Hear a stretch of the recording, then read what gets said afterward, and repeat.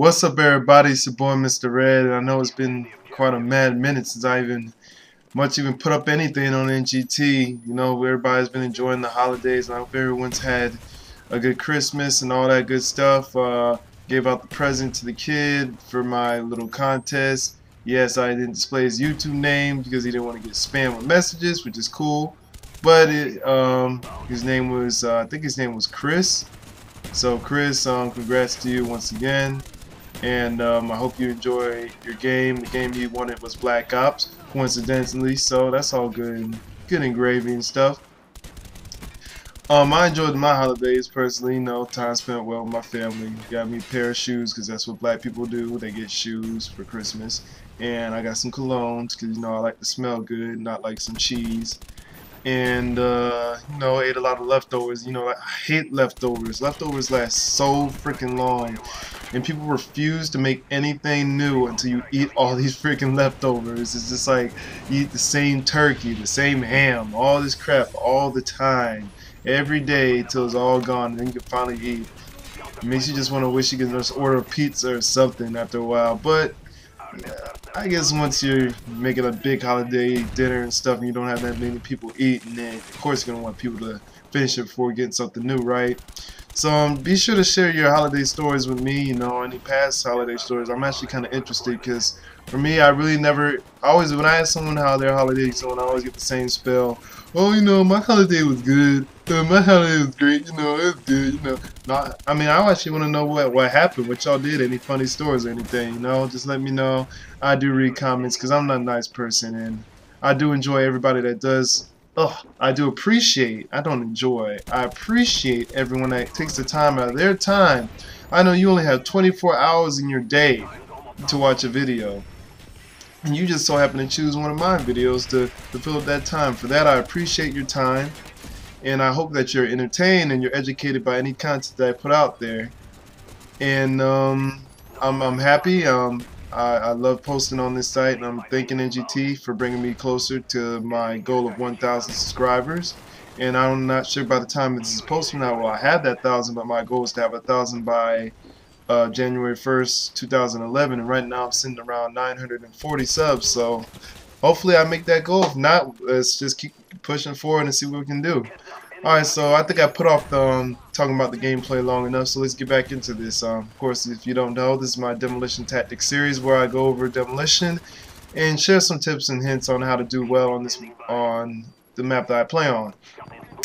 Now, if you're a commentator and you do not have a gameplay on Demolition, then clearly you're not. If you're a commentator, you don't have gameplay on Nuketown by now, then may God help your soul, because I think every commentator and their mama has gameplay on Nuketown. And it's probably the most hated map and the most liked map. Hated by good players and liked by noobs. Mostly because of the fact that you can get a mass amount of kills, and you can also obtain a mass amount of deaths if you're not too careful. Flight Jacket, I don't want to say that it's 100% required, but it is highly recommended.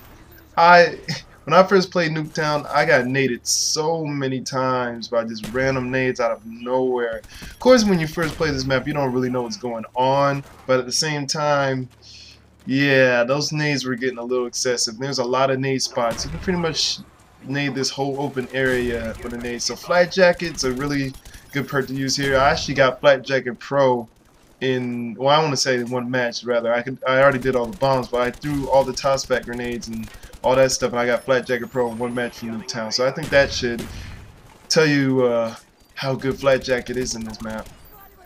Right now I'm using the Silence AK-47 with extended mags. And I'm only using the silence because I'm working on Warlord Pro, but using silencer on a small map like this is very beneficial because people are so aloof to your movements when you're shooting around a silenced gun on small maps over than large maps, because a lot of times people already know where you are in large maps because there's a lot of popular sites. But small maps, it's just that the fact that there's so condensed area and there's so many areas of places that people can be at, that it just seems that if you're not showing up on the radar, you pretty much don't exist. So, you know, a good silence is always good. Even if you're not running Ghost, silencer is pretty nice to have. And as you can see, I'm using certain types of cover the majority of the match. There's three kinds of places that there's 3 areas that I like to use primarily. I'm just stumbling up all over my words today. I mean, this is my first commentary back, so cut me a little slack here, you know, extra gravy. But there's 3 spots I like to protect myself, and the first is I like being behind the Jeep where I start out at the beginning of this map. And facing towards the defensive side, the Jeep is a highly protectable area, and it's very hard to kill somebody once they're behind that Jeep. Unless they are showing up through the sides of the Jeep, you're pretty much covered and able to shoot anybody out there. The second one is on the attacking side for shooting, I think the B-bomb site. If you stand behind there, you're also a very hard topic, but you do have to watch out for the people on the 2nd floor of this building that I'm standing next to right now, because they are able to get easy headshots on you. Even if you're kneeling or in prone, they'll pretty much be able to kill you. And lastly, behind the red fire truck area, if you sit on that side, you can pretty much pick off a lot of people in there, and it is very easy to do so. And you just really have to make sure you watch your sides, because a lot of times your teammates aren't really ready to protect you. So if you don't trust your teammates, don't go there. Alright? And also there's some other good spots in this map. But a lot of them are really high risk, high rewards, which sometimes suits my playstyle, but sometimes not. And in this case, when I'm facing a lot of deaths, I don't really like doing the high risk, high rewards. But if you're into that kind of stuff, in that yellow house, if there's a couch that you can sit behind, and if you go in the crouching position, you have a direct point of where you can shoot people from their spawn point. And in Demolition, people spawn in set areas all the time, and because since you're all the way back there in that area behind the couch, they'll keep spawning right in front of you. The only flaw of that is if people manage to get away from you, they can easily kill you because the couch is like made out of cotton, so it's pretty much easily to be killed. So once again, high risk, high reward. Now when you're trying to take over the B-bomb, which is really a pain in the bootay, you really want to take over this house. That house is like freaking the house from Family Matters, the house from Home Improvement, the house from House. I don't know if House even has a house in the house, but if he had a house, that house would be that house. Because once you take over that house, the spawns will switch in an area where you'll be able to plant the bomb. Until then, it becomes a pain in the ass. Oh, excuse my English. Ass. I personally do not like planting the bomb on here. I'm a wussy. I'm not gonna lie. I'm not really comfortable playing the A with random people. Like a lot of these demolition tactics is random people, and as you see, this is a random people game, and I'm not playing with people I exactly know here. So when I don't play with people I don't know, I tend to take a more of an offensive route and try to push people out in the area, because a lot of people like to do stupid things like plant the bomb right then and there without killing out the spawn. That's just an instantly death. So if you've been watching my series, you're like, oh well, none of these tactics work. All you do is just kill people all the time. You don't even plant the bomb.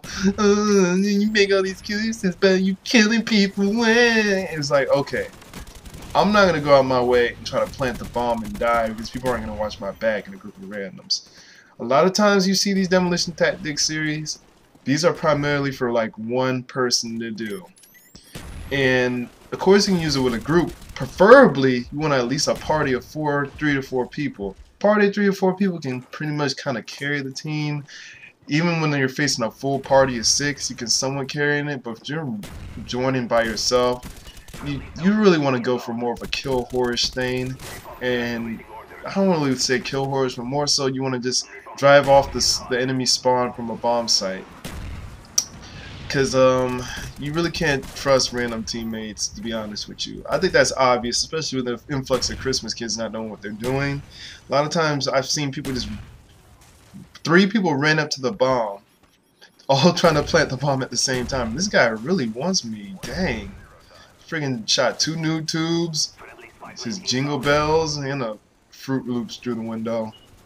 But anyway, a lot of times I've seen like 3-4 people try to plant the bomb at the same time, and of course those are easy like quad sprays and everything, but only one person can plant the bomb, people. It's not that crucial, man. Only one man could do this. One man and one man only. I really wish I could put some random movie clips in this, but yeah, it's too much copyright stuff. But I'm sure one day we'll be able to do that. But until I can mouth off my references, I don't mind, because I find myself to be quite an actor now and then. But going back to the subject at hand, I tried taking over this house of B, and I really wasn't really strongly reinforced. And I go on this little death streak, no painkiller. Where's my painkiller at? But I don't get a painkiller. So we move on to the next round, and we move into overtime. Speaking of which, I just remember my favorite commentator, not commentator for like YouTube or anything. You know, I commentate on your video. You got Sleight of Hand Pro and all this. Watch my podcast at Recoil. But I really miss the World at War commentators. That one American guy, that guy was freaking serious. I remember hardcore mode, when you play hardcore team deathmatch and you kill a bunch of people on your team. The guy would be like, "Get that son of a bitch out of here." And now we got people like, we got some good commentators now. I really like Ice Cube. He really did a good job at commentating at this game. At least I personally think he did a good job at commentating over this one. I kind of wish they would have used 50 Cent more in Modern Warfare 2 than one of that one-liner that he had. And maybe even Eminem. And we don't always have to have all hip-hop people, of course. We'd have some other random people that I can't think of right now. Yeah, Ozzy Osbourne. You know, Yogi Bear. Hey, woo woo. I think it's time for some domination. You know, something like that. So as you see, I'm back over to this Jeep. I'm really going off tangent. I'm sorry, people, but I'm just excited to post some good quality gameplay for you guys. Anyway, I'm back to this Jeep, and it's like the last round, well, the first round rather. Just want to hold off the spawn from getting over here. It's pretty easy to do once you get to the Jeep position. Just make sure that it's blown up first. A lot of times I like try to get greedy and I'll blow up, try to get a easy double, triple nade over that nade spot I did at the beginning, but it's really more beneficial that you destroy this Jeep. As you can see, I think I just went on a tear of 5 kills, and I'm pretty much stuck to my pistols at this point. And when you're stuck to your pistols or your sidearms, a lot of the times, well, let me explain this first. I use akimbo pistols for when I need a primary that's not so much as a primary. Akimbo pistols are perfect for this. If you're more the person that gets stuck and is like, oh shit, this guy caught me off guard, you want to switch out to like a single pistol, like a Python or ASP, I think it's called, and just use that kind of stuff, you know? It's easier that way. But the akimbo pistol works out better for me. Anyway, this is your boy MrR3d, and I hope you enjoyed this commentary and hope you learned something from this. And go ahead and check out my channel if you like it. You get to see this stuff earlier and so well as other videos. Peace, NGT. Hey guys, we're on Facebook. Check the description of this video for the link to our new Facebook application. Subscribe and get our latest video updates posted right on the wall on your own Facebook page.